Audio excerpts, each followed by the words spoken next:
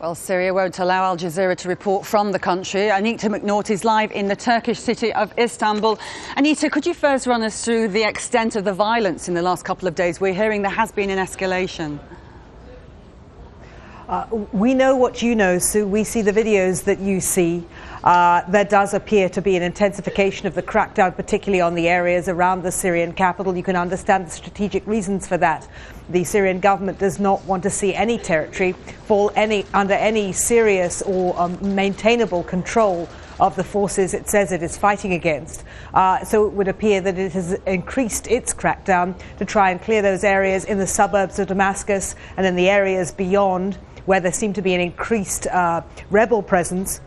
We also understand there's been fighting again in Rastan, in the city of Homs. That's been an area that has been fighting, engaged in conflict with the Syrian military, the Syrian government military, since the very early days of the conflict. The other fact that we know here from Turkey, what the Syrian opposition are telling us here, is that there are areas closer to Turkey where, in fact, the Free Syrian Army does have much more freedom to move. What they're saying to us is that the situation in Syria now, with so many battles on so many fronts, is actually beginning to stretch the Syrian military in its currently deployed form, leaving some areas where there is an agreement the Syrian military won't go. The Free Syrian Army appears to have a free hand. It doesn't mean that there's any safe areas in this country. It doesn't mean there's a Benghazi forming somewhere in the regions near Turkey, but it does indicate that as these fires break out all over the country, it's becoming increasingly difficult for the Syrian military in its current form to deal with them. I say in its current form because we're aware that the Syrian military is, of course, an extremely well-armed force still. It's still the force with far and away the upper hand in this country. And if the nature of the crackdown were to change, if it were to engage many, many more troops in the process, it might be able to extend its control in a very short order, but it would also make Syria look a great deal worse in the eyes of the international community, and that may well be the trade-off that Damascus is itself weighing up at the moment. Now, Turkey met with the members of the Gulf Cooperation Council just yesterday, Saturday, to discuss, including other things, Syria.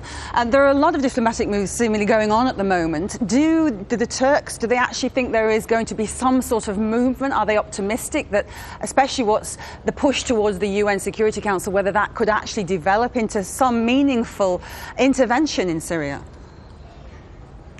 Turkey is doing as much as it feels it diplomatically, politically and economically can. Of course, it's hurting too as a result of this breakdown in its business relationship with Syria, and it's also very aware that instability in Syria is going to mean, to some greater or lesser extent, instability in Turkey if the situation isn't managed and contained.